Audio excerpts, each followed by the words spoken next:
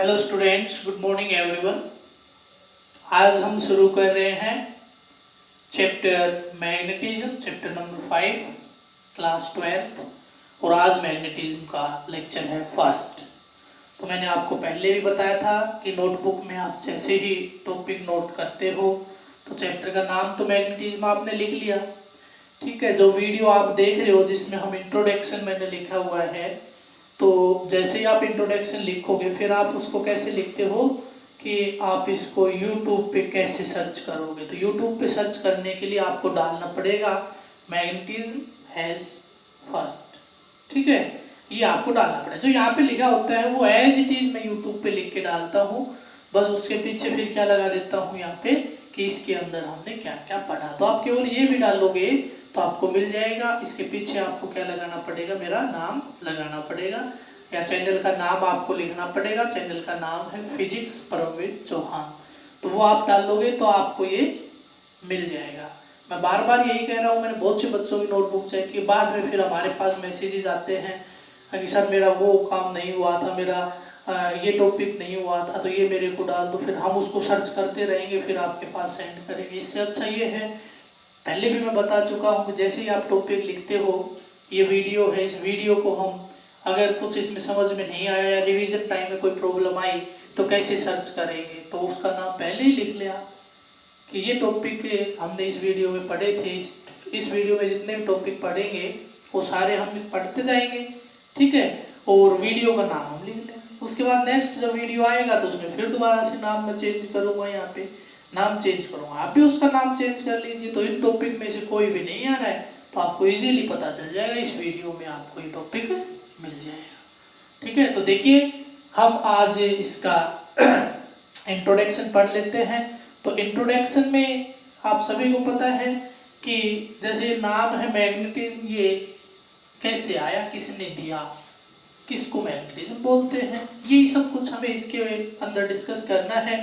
तो सबसे पहले हम बात कर लेते हैं इसके अंदर ये मैग्नेट क्या होता है, व्हाट इज मैग्नेट, एंड फिर हम पढ़ेंगे मैग्नेटिज्म, फिर बताएंगे किसने बताया magnetism and magnet, magnet and magnetism. तो देखिए मैग्नेट की अगर मैं बात करूं तो कुछ साइंटिस्ट ने कहा है कि ऐसे materials, those material which are having both attractive and directive property, ऐसे मटेरियल जिनमें अट्रैक्टिव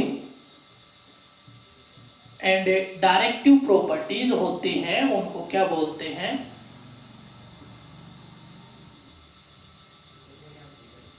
उनको हम क्या बोलते हैं, मैग्नेट्स बोलते हैं। उनको क्या बोलते हैं, मैग्नेट बोलते हैं। And the attractive property of the material, उस मैग्नेटिक मटेरियल की या उस मैग्नेट की अट्रैक्टिव प्रॉपर्टी को क्या बोलते हैं, magnetism. The attractive property of a magnet is known as magnetism.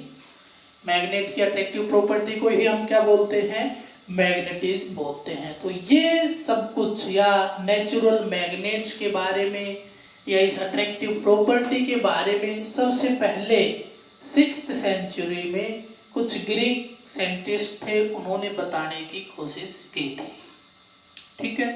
तो उन्होंने ज़्यादा कुछ बताया नहीं। उसके बाद 6th सेंचुरी के एंड में, लास्ट में एक साइंटिस्ट आया जिसका नाम था थेल्स ऑफ मिल्टस। नाम सुना हुआ लग रहा है, थेल्स ऑफ मिल्टस आया था आपका इलेक्ट्रोस्टैटिक में, जिसमें ये बताया था उसने सबसे पहले उसने क्या यूज की थी, गिलास या एम्बर, है ना। उसने क्या कहा था, अगर गिलास रोड को हम किसी चीज के साथ रब करेंगे, रब करने के बाद जब गिलास रोड को हम स्मॉल बिट्स ऑफ पेपर के नजदीक लेके जाएंगे तो वो उसकी तरफ अट्रैक्ट हो जाती है, उसके ऊपर चिपकने लग जाती हैं।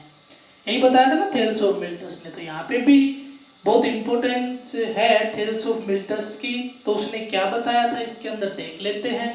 तो थेल्स ऑफ मिल्टस ने यहाँ पे क्या बताया कि कुछ नेचुरल मैग्नेट्स होते हैं, यानी कुछ ऐसे नेचुरल मटेरियल्स हैं जिनके अंदर अट्रैक्टिव और डायरेक्टिव प्रॉपर्टीज होती हैं। यानी कुछ ऐसे नेचुरल मटेरियल हैं जिसमें अट्रैक्टिव और डायरेक्टिव दोनों प्रॉपर्टी होती है, यानी कुछ नेचुरल मैग्नेट्स होते हैं। तो उसने बताया था कि नेचुरल फॉर्म में ही some ores of iron like a lodestone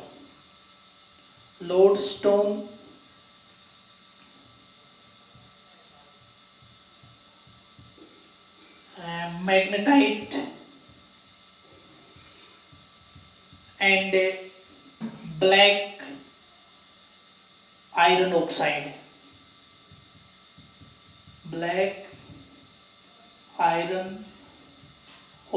तो ये ब्लैक आयरन ऑक्साइड आपको पता है इसका फॉर्मूला क्या होता है, iron Fe2O4, black iron oxide. ये कुछ ऐसे पोर्स हैं किसके, आयरन के, जो नेचुरल फॉर्म में ही जिनके अंदर अट्रैक्टिव प्रॉपर्टीज होती हैं। ठीक है, ये किसने बताया था, ये बताया था थेल्स ऑफ मिल्टस ने। ठीक है,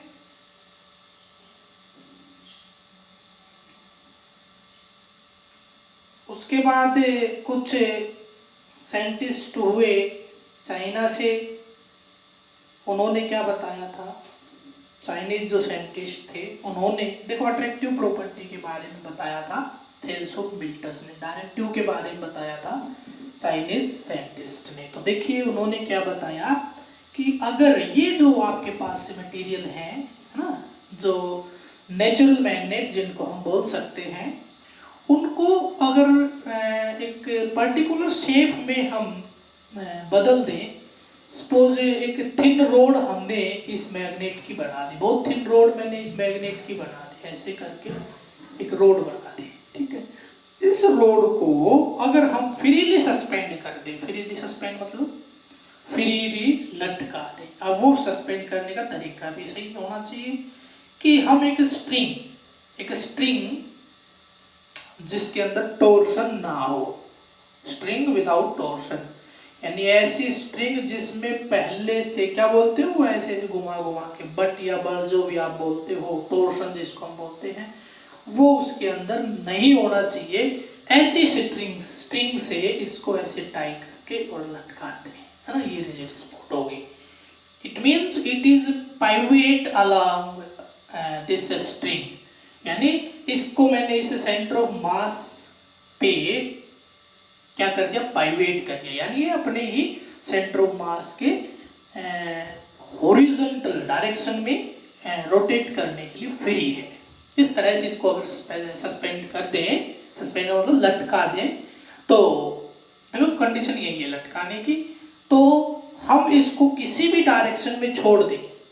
ठीक है, आप बहुत सारे मैग्नेट्स दूर है ना, इनके मैग्नेटिक फील्ड से दूर होने चाहिए, लटका दे, कोई किसी डायरेक्शन में पकड़ के खड़ा हो जाओ, कोई किसी को, और उनको छोड़ के थोड़ी सी देर बैठोगे तो बैठने की थोड़ी देर बाद पाओगे कि अपने आप सारे के सारे जब रेस्ट में आए तो सभी की डायरेक्शन सेम थी, and the direction is along geographical north and south.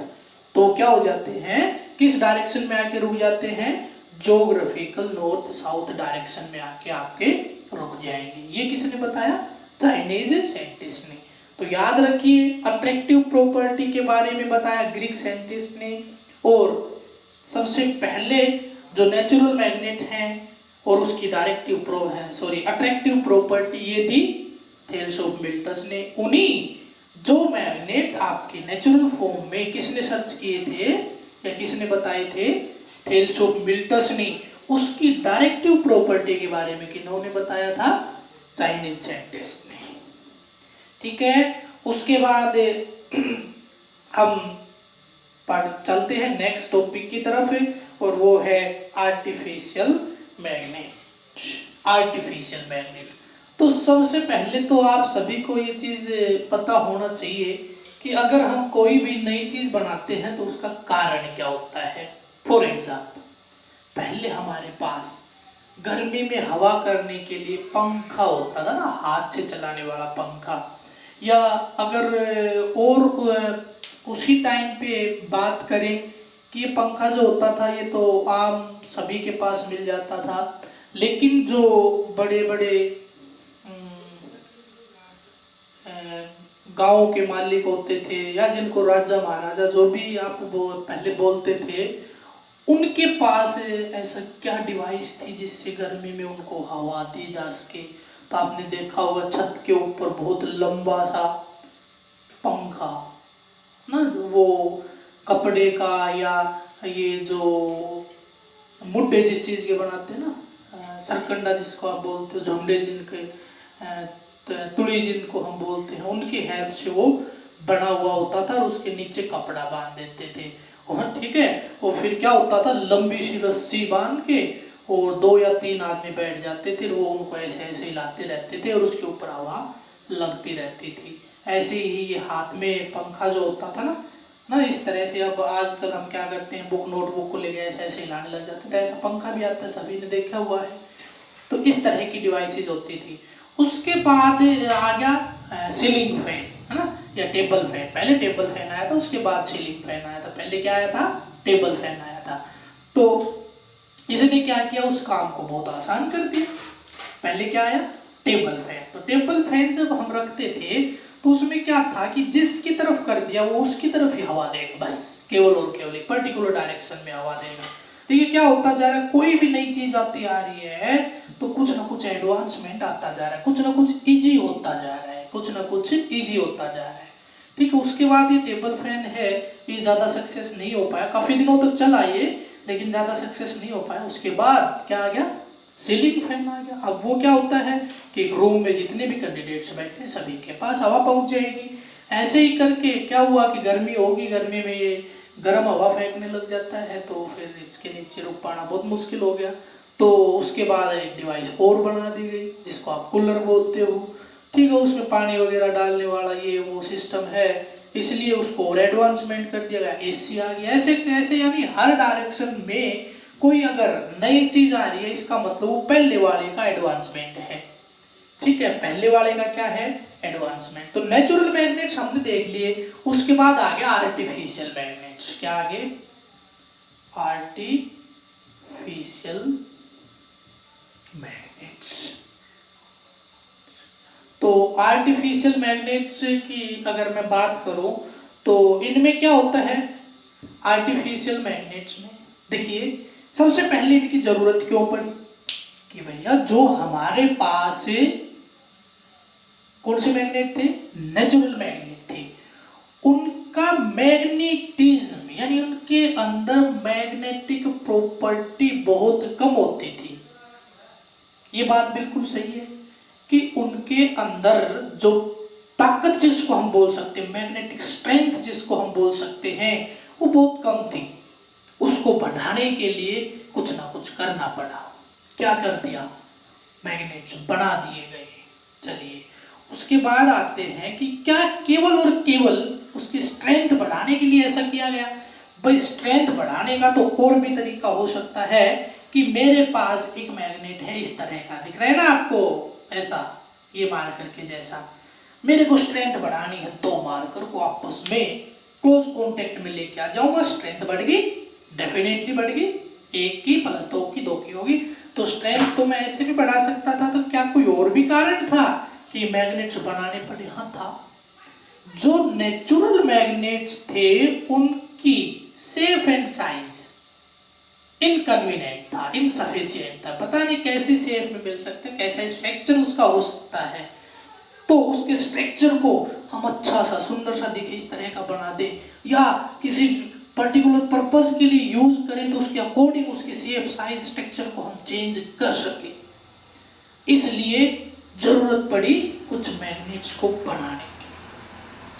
अब बात आती है मैग्नेट्स तो बनाते, चलो पहले हम जो मैग्नेट बनाए वो किस किस तरह के बनाए उनको डिस्कस करते हैं। फिर सोचने वाली बात ये होगी कि हमारे पास तो नेचुरल मैग्नेट थे जिनकी स्ट्रेंथ, मैग्नेटिक स्ट्रेंथ बहुत कम थी, फिर ये आर्टिफिशियल स्ट्रेंथ जो मैग्नेट है ये हमने बनाए कैसे बनाए होंगे।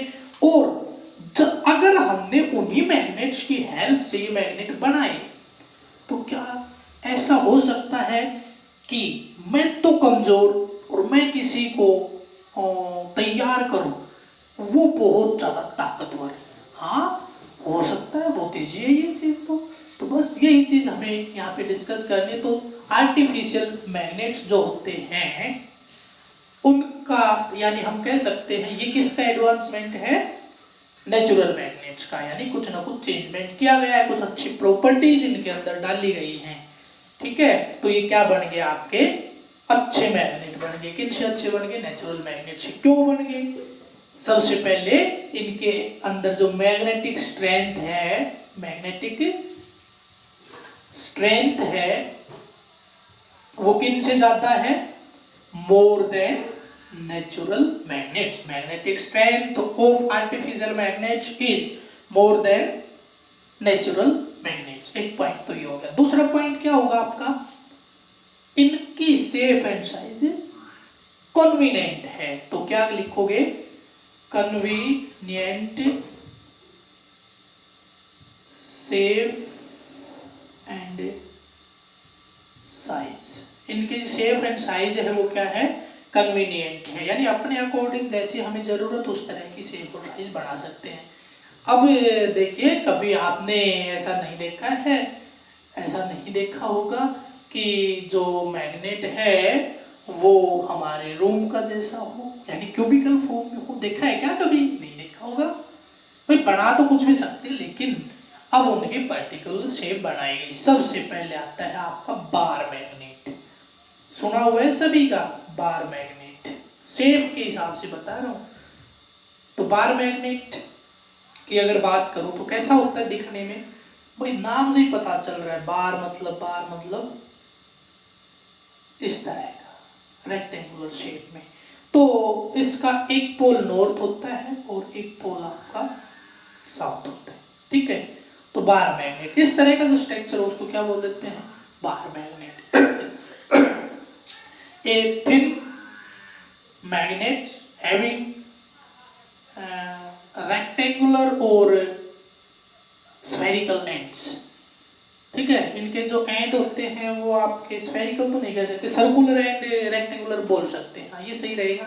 जिनके एंड्स आपके या तो सर्कुलर मिलेंगे या आपके कैसे मिलेंगे?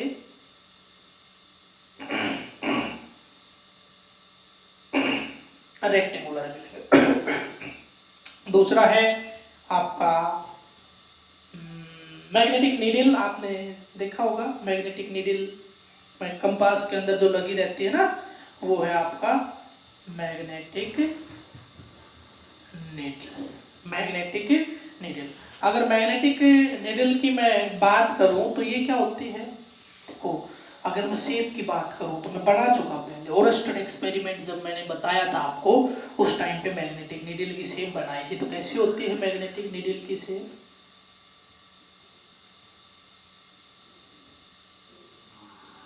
इस तरह की शेप होती है आपकी मैग्नेटिक नीडल की। ठीक है, तो मैग्नेटिक नीडल की शेप आपकी कुछ इसी तरह की होती है। तो ये बन गई आपकी मैग्नेटिक नीडल। ऐसे ही इसमें भी एक नॉर्थ और एक साउथ पोल है। वैसे इसमें कुछ ऐसा होता है, एक पोल को क्या कर दिया जाता है? डार्क। जिसको डार्क किया जाता है वो नॉर्थ और जिसका अपोजिट बच गया वो साउथ। ये होता क्या है? ये जो आपके स्टील होता है ना, स्टील, इसको बिल्कुल थिन स्ट्रिप ली जाती है। स्टील की बिल्कुल थिन लाइट वेट स्ट्रिप ली जाती है। ये शेप उसकी तैयार की जाती है और उसको क्या कर दिया जाता है? मैग्नेटाइज्ड कर दिया जाता है। उसमें मैग्नेटिक प्रॉपर्टी डाल दी जाती है। तो क्या बन जाता है? Magnetic needle. क्या काम आता है? इसको मेनली किस पर्पज के लिए यूज किया जाता है?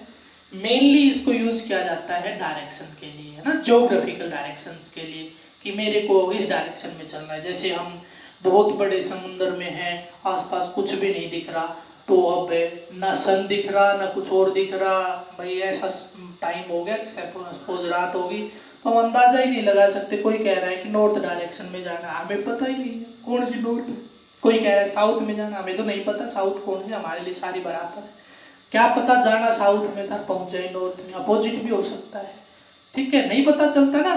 तो ऐसे ही अब क्या कर लेते हैं, वहां पे उस डायरेक्शन का पता लगाने के लिए क्या यूज करते हैं, मैग्नेटिक कंपास, जिसके अंदर क्या लगी होती है, मैग्नेटिक नीडल, जिसके हेल्प से क्या पता चल जाता है, डायरेक्शंस का पता चल जाता है। उसके बाद बहुत ही फेमस मैग्नेट है जिसकी शेप है हॉर्स शू मैग्नेट। हॉर्स का शू होता है उसके जैसी उसकी शेप है, इसलिए उसको किस नाम से जाना गया है, हॉर्स शू के नाम से जाना गया है, हॉर्स शू मैग्नेट।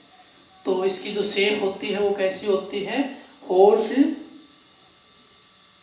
शू के जैसी इसकी शेप होती है। तो ये हो गया आपका हॉर्सशू मैग्नेट। एक पोल इसका ऐसा होता है नॉर्थ और एक होता है साउथ।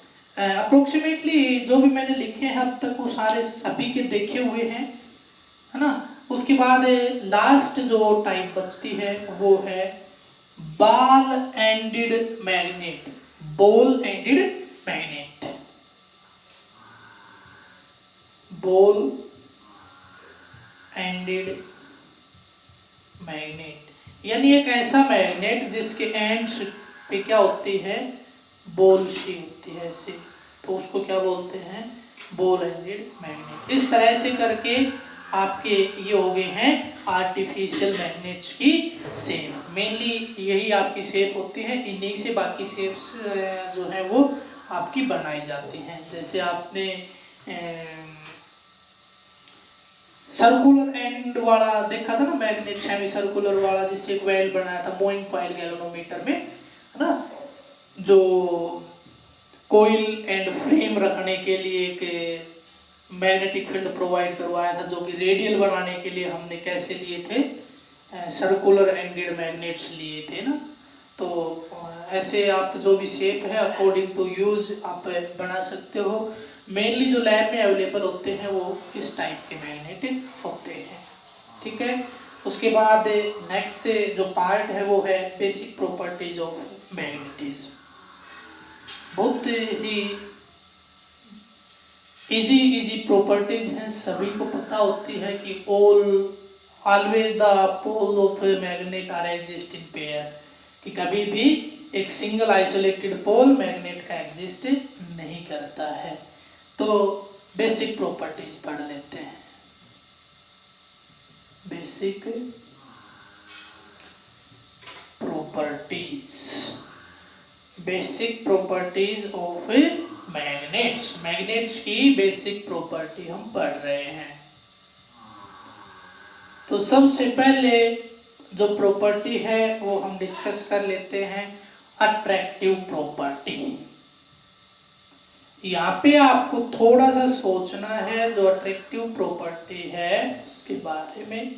अट्रैक्टिव प्रॉपर्टी क्या होती है, देखिए यहाँ पे जो अट्रैक्टिव प्रॉपर्टी है उसमें हम पोल्स का यूज नहीं करते हैं, यानी जो अट्रैक्टिव प्रॉपर्टी है वो हम मैग्नेट्स के बीच में नहीं देखेंगे। यानी ऐसा नहीं है दो मैग्नेट नजदीक लेके आए, देखा हमने आपस में अट्रैक्ट कर रहे हैं कि नहीं, नहीं, वो प्रॉपर्टी से हमारा कोई मीनिंग यहाँ पे नहीं है।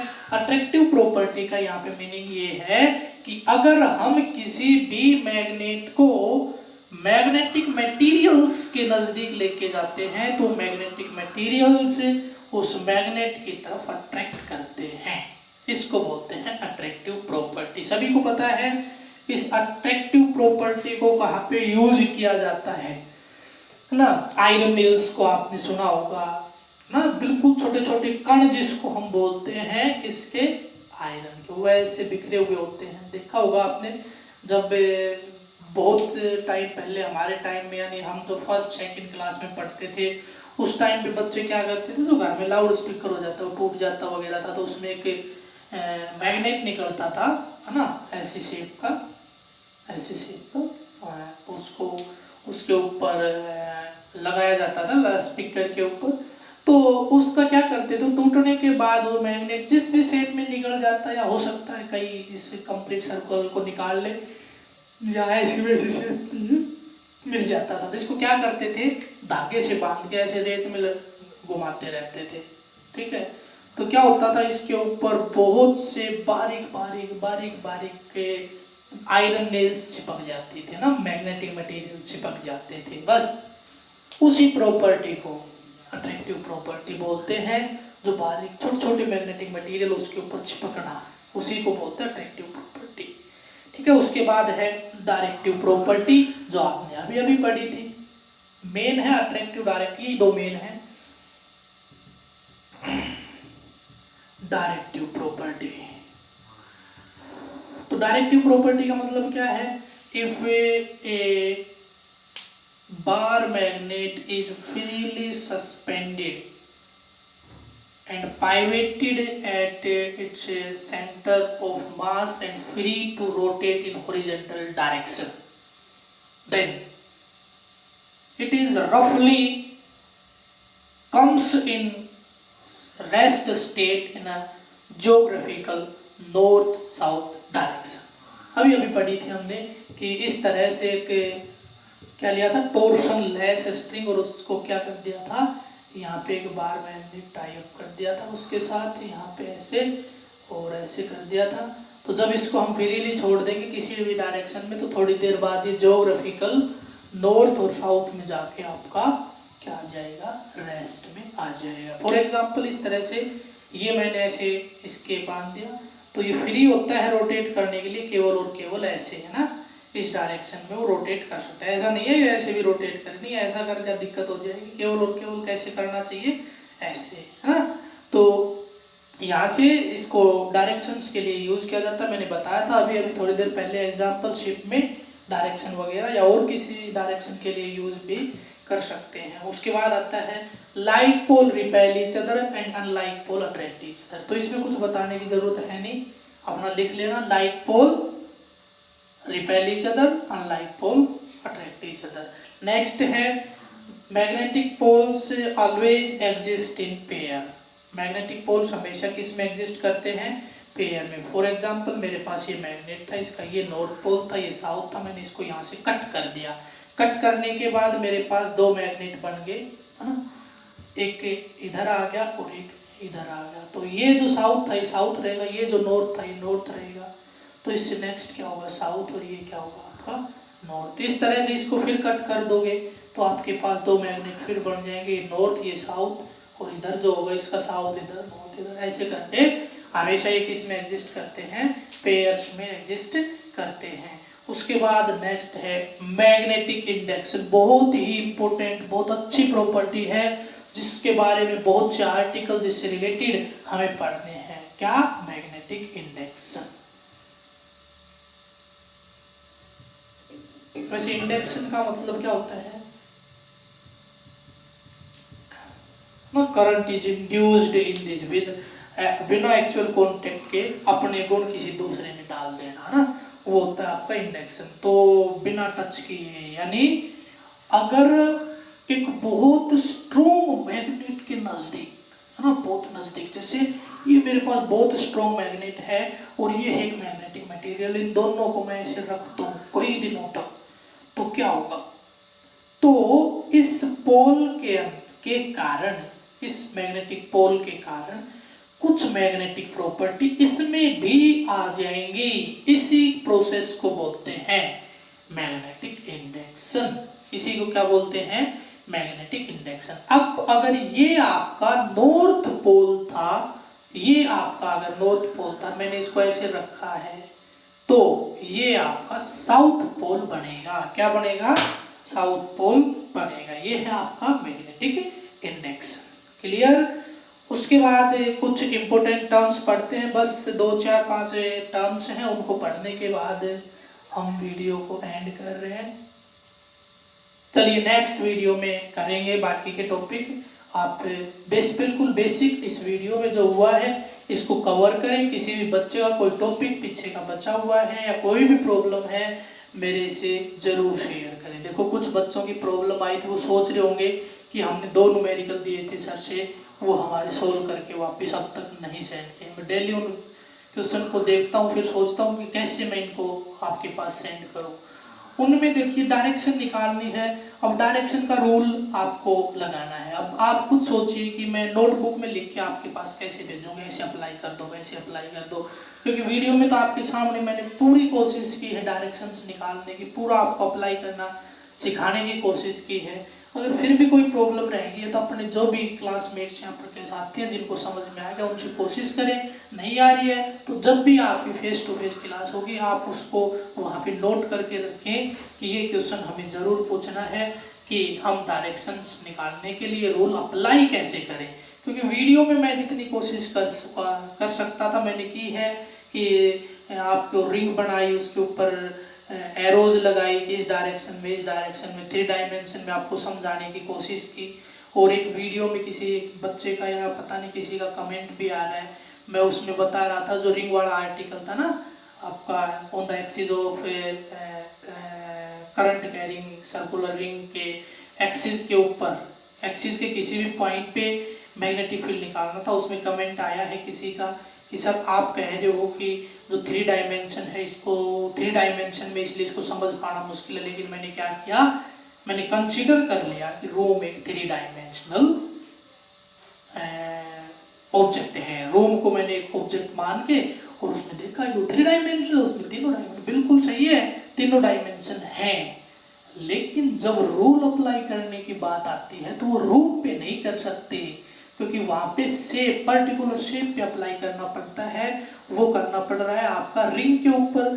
तो आप कहाँ रूम और कहाँ रिंग कैसे कंपेयर करोगे। रूम में आप 3 डायमेंशन, बहुत अच्छी बात है कि 3 डायमेंशन में रूम को कंसीडर किया। रूम में तीनों डायमेंशन हैं, दिखते भी हैं, लेकिन वहाँ पे उस रूम में आप रिंग लेके खड़े हो जाओ, फिर उसके ऊपर अगर रूल लगा के देखोगे तो सोचने वाली बात है। ऊपर से डायमेंशन को उसको डायमेंशन को चेंज करके भी दिखाना है। यानी अगर मैं इसकी जो पोजीशन चेंज करता जा रहा हूँ तो एक डायमेंशन के साथ इसका एंगल नहीं बदल रहा, उसको फिर रूम की हेल्प से समझ पाना पॉसिबल नहीं पाएगा। अदरवाइज मैं इतना टाइम वेस्ट क्यों करूँगा। वो रिंग बनाई भी है, उसको बिल्कुल गोल भी किया, उसके बाद उसके ऊपर एरोज लगाई, उनको भी सेट किया, कभी वो उल्टी उल्टी ना हो जाए, कभी मैं कहूँ कि देखिए एंगल नहीं बदल रहा है और वहाँ पे एंगल बदल जाए। ठीक है, उनकी कंडीशन इस तरह की क्रिएट की गई कि ऐसे घुमाएं तो दोनों ही घूमे, एक ना घूमे। मैं इतना टाइम वेस्ट क्यों करूँगा। अगर इतना इजी होता तो मेरे को पता है 11th क्लास में बहुत पढ़ाते हैं कि रूम इज ए 3 डायमेंशनल। और शायद डिस्टेंस डिस्प्लेसमेंट में जब मैं न्यूमेरिकल करवाता हूँ तो IIT रुड़की में एक न्यूमेरिकल आया हुआ है क्यूब वाला कि एक आंट है वो चलना शुरू करती है इस कॉर्नर से, वो बिल्कुल सीधी चलती है ऐसे, फिर वो नीचे आती है और फिर वो उधर चली जाती है। ऐसे करके तीनों डायमेंशन का यूज, वो डायमेंशन यूज करना ही सिखाना है उसमें। और वो आपका IIT रुड़की में आया हुआ न्यूमेरिकल है। अब तो वो कॉमन हो गया, सभी बच्चों को सीख लिया है, सभी ने सीख लिया है। बाकी स्कूल का मेरे को पता नहीं, लेकिन हमारे जो भी बच्चे थे वो कितना भी इंटेलिजेंट हो, कितना भी, यानी हम कमज़ोर तो नहीं कह सकते क्योंकि कमज़ोर बच्चा जो है वो साइंस ले ही नहीं रहा, तो फिर बिल्कुल मीडियम या फिर हम कह सकते हैं इंटेलिजेंट सभी को आते हैं वो न्यूमेरिकल, उनके लिए बहुत ईजी है। बाकी के लिए मेरे को पता नहीं, लेकिन उनके लिए बहुत ईजी है। तो कोशिश कीजिए डायरेक्शंस को समझने की। नहीं आ रही तो जब फेस टू फेस क्लासेज होंगी तो आपसे जैसे भी डिवाइस आप कहोगे कि इस शेप को आप बना के हमें अप्लाई करना चाहिए, मैं आपको बना के उसके ऊपर एरो वगैरह लगा के उसके ऊपर अप्लाई करना आपको सिखाऊंगा। ये फिक्स है कि ऐसा कभी नहीं हो सकता कि आपने मेरे से कुछ पूछा और मैं भूल गया हूँ कि मैंने उसका आंसर नहीं बताया। याद हमेशा रहता है, लेकिन माइंड में ये चलता रहता है कि मैंने वीडियो में जो हो सकता था अच्छे से अच्छा वो कर दिया, अब मैं नोटबुक में इससे अच्छा तो करके भेज नहीं सकता, कोई भी चीज़ अप्लाई करनी सिखा नहीं सकता। तो इसलिए फिर मेरे को चुप रहना पड़ जाता है कि वेट करें। अगर मैं बार बार आपसे यही कहूँगा वेट करें, थोड़े दिन बाद आप कहोगे कि भाई हो सकता है 15 जुलाई 16 जुलाई से आपकी क्लासेस लग जाएं, तो आप कहोगे सर क्वेश्चन 5 6 7 हो गए हैं, ऐसे बढ़ते जा रहे हैं। तो इसलिए थोड़ा सा चुप रहना पड़ जाता है। अदरवाइज ऐसी कोई बात नहीं है, लेकिन ये फिक्स है कि कोई भी आपकी प्रॉब्लम है आप नोट करके रखिए। अगर मैं यहाँ पे नहीं सेंड कर रहा हूँ तो उसका रीज़न है, वो रीज़न मैंने आपको बता दिया है, मैं इसलिए सेंड नहीं कर पा रहा। लेकिन फेस टू फेस जब होगे तो आपके सभी क्वेश्चंस को बहुत अच्छे एक्सप्लेनेशन के साथ आपको प्रैक्टिकली करके समझाऊंगा। इस चीज़ की गारंटी है, बिना समझाई कोई चीज़ नहीं छोड़ दूंगा। लेकिन आप अपनी तरफ से पूरी कोशिश करते रहें कि हम कुछ भी छोड़ के ना चले। ऐसा नहीं है कि जो मैंने बताया वो सफिशिएंट है, बुक में उसके बारे में पढ़ना भी बहुत ज़रूरी है। क्योंकि आप खुद सोच सकते हो कि अगर मैं बहुत डिटेल में बताने लग गया तो जो topic 5-7 minute according to CBSE है, उसमें अगर मैं 40 मिनट लगाऊंगा तो फिर सिलेबस नहीं हो पाएगा।